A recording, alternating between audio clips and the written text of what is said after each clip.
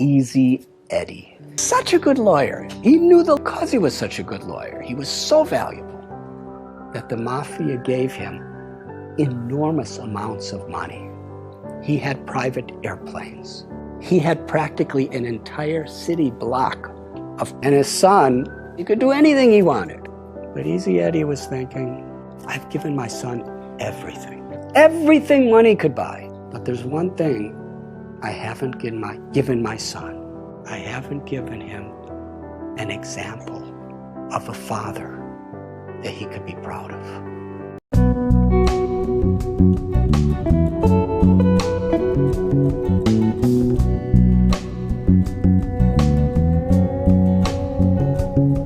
There was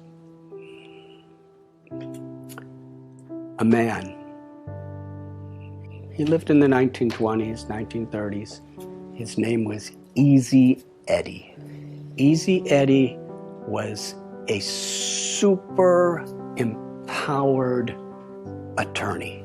And he was so good that he was hired by the Chicago Mafia, which was led in those days by someone named Al Capone. He was such a good lawyer. He knew the law so good, and he had so many connections, and he could manipulate things in such ways that no matter what charges they had on Al Capone or his people, they couldn't put any of them in jail. They couldn't convict him of anything.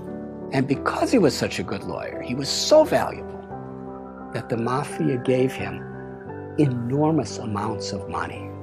He had private airplanes. He had practically an entire city block of property with a beautiful mansion, the best of cars, the best of everything. And his son, he could do anything he wanted. But Easy Eddie was thinking, I've given my son everything. Everything money could buy. But there's one thing I haven't given my son. I haven't given him an example of a father that he could be proud of. And he thought about this for some time. And Easy Eddie came to the conclusion, the only way I could give my son a father with a legacy of a good name is I have to help the government put the mafia in prison.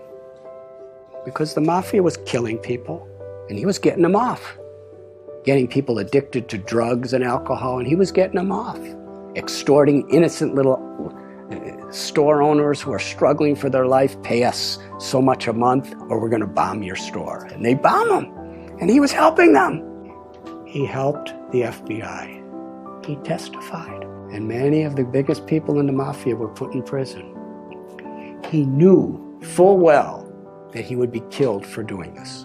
And one day he was riding in his car and another car came by and several people with machine guns filled his body with bullets, and he laid on the street dead.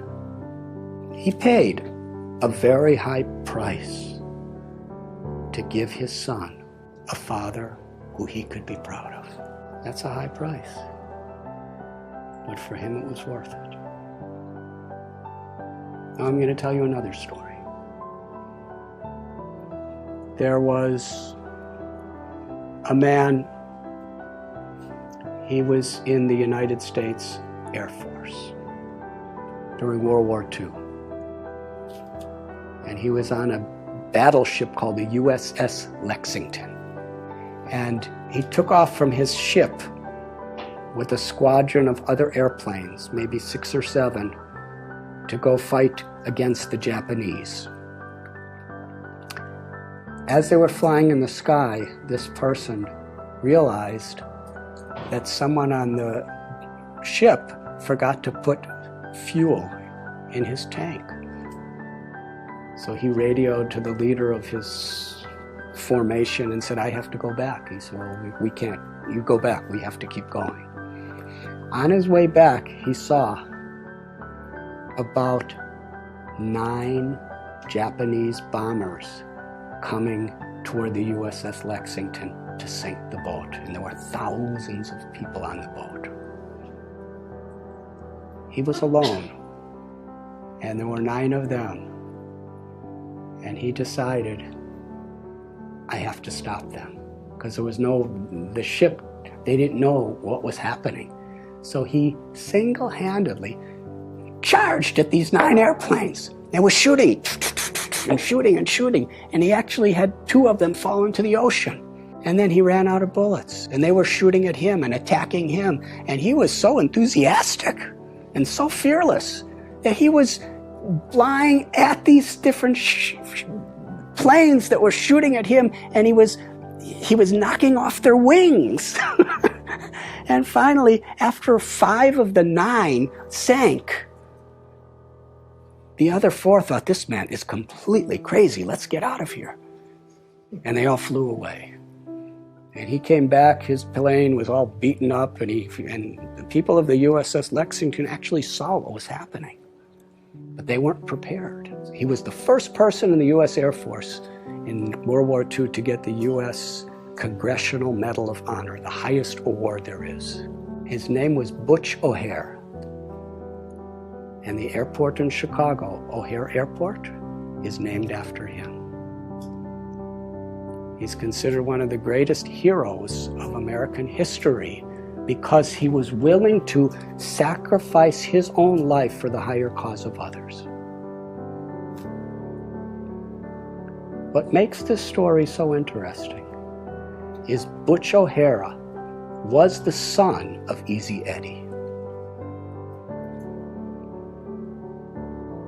That's a strong foundation. What are we giving our children? I have seen in my life traveling around, I've been wandering around this planet for 63 years now.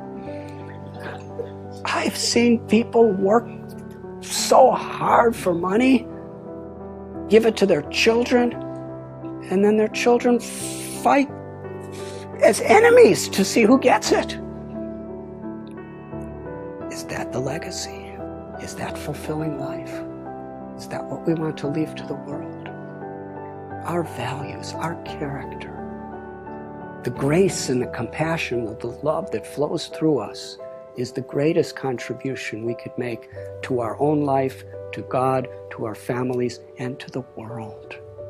And when we have those values, and we work and we build that foundation through good company and good practices and good decisions, then we could have a wonderful, fulfilling, meaningful life beyond birth, beyond death. And we could leave that as a legacy for the world.